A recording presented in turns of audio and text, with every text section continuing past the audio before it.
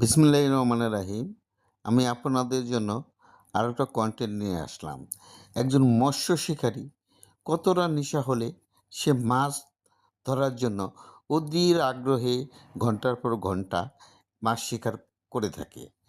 মাছ পাক আর না পাক, তার ঘন্টার পর ঘন্টা মাছ শিকারের জন্য বসে থাকতে হবে।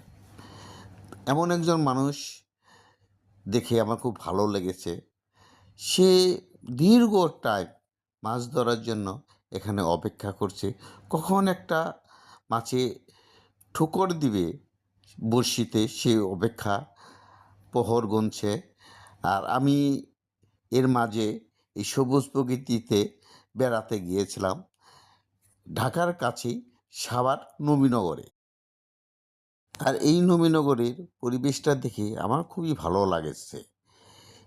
ঘন সবুজ বন জঙ্গলে ঘেরা এই প্রকৃতিটা দেখে অরিজিনালি যে কারোরই মন জুড়িয়ে যাবে এবং মনের যে একটা ক্ষুধা, সে ক্ষুধাটাও মিটিয়ে যাবে। মন ফ্রেশ এবং মাইন্ড ফ্রেশ থাকে। যে কোনো মানুষেরই ঘুরে আসা উচিত।